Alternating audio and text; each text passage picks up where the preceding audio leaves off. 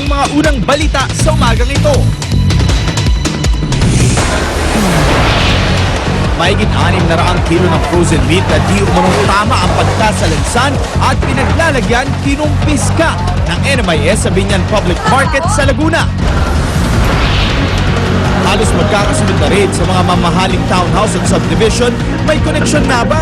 Commercial model na hulihan ng kilo-kilong shabu sa isang exclusive subdivision sa Quezon City.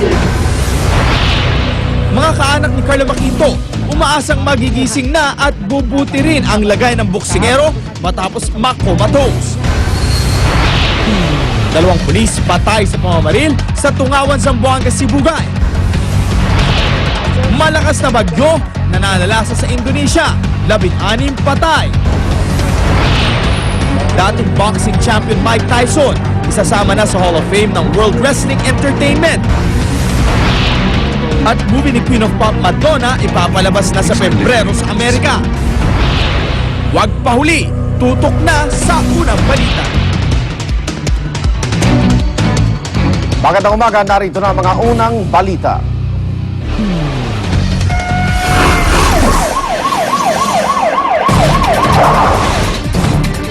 Mahigit 600 kilo ng frozen meat na di raw tama ang pagkakasalansan at ganoon din sa pinaglalagyan, kinumpiska ng mga otoridad sa Binyan Public Market sa Laguna.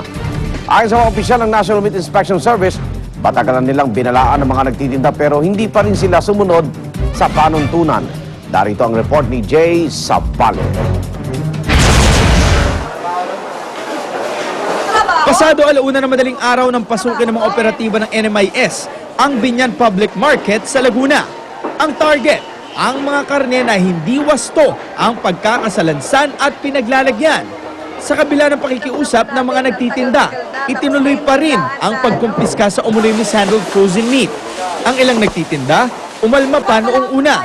Pero sa huli, napilitan ding ibigay ang kanilang mga paninda.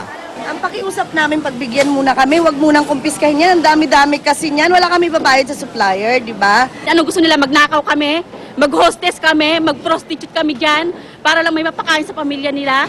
Hindi ba sila natutuwa na marangal yung hanap buhay namin? Na hating gabi, andito kami para maghanap buhay. 630 kilo ng umunoy mishandled frozen meat ang kinumpiska. Tinatayang nagkakahalaga ito ng 75,000 pesos. Binigyan ng resibo ang mga nagtitinda na nakumpiskahan ng produkto kung saan may pagkakataon pa silang mabawi ang mga ito. Depende sa resulta ng kanilang pakikipag-ugnayan sa ahensya. Ayon sa NMIS, bago pa man lang mag-January 5 ngayong taon, ay isang warning na ang kanilang pinadala sa mga tindahan sa naturang palengke. Nakasulat raw dito ang proper handling ng meat product. Kaya nung bigyan kami ng warning, ginawa na namin yan. Sir, kailan kayo nagsimulang maglagay ng freezer at ba't kayo naglagay ng ganito? Kasi po yung, di ba nagkakahulihan po sa Maynila, kaya nagpagawa kami ng ganito. Hinikayat naman ng NMIS ang mga nagtitinda ng frozen meat na sumunod na sa wastong pagbebenta ng kanilang produkto para iwas abala. Sumunod na lang tayo doon sa batas. Wala naman po mawawala. Kung gusto nilang i-require yung kanilang supplier kung anong tama, kung gusto nilang galing sa supplier, di huwag silang bumili na naka-box. Bumili sila, yung naka-plastic na, naka-sealed na. Para sa unang balita, Jay Sabale reporting. Samantala, commercial model na nahulihan ng may 40 milyong pisong halaga ng hinihinalang shabu sa loob ng isang executive townhome sa Quezon City, todo tanggi sa paratang at na-set up lang daw. Narito ang report ni Emil Sumangit. Isinagawa ang operasyon sa loob ng Enclave Executive Townhome sa kabaan ng Green Meadows Avenue, Quezon City. Makaraan ng halos isang linggong pagpaplano at surveillance operation. Ikinasa ng PIDEA Region 3 at Bureau of Customs ang kanilang controlled delivery operation. Mahigit sa 8 kilo ng shabu ang narecover sa bahay ng 26 anyos na sinasabing commercial model na si Marvin Simon Buluran Sia. Ayon sa PIDEA, lumapag sa Port of Manila ang kontrabando. Nakapangalan daw ang delivery package kay Sia.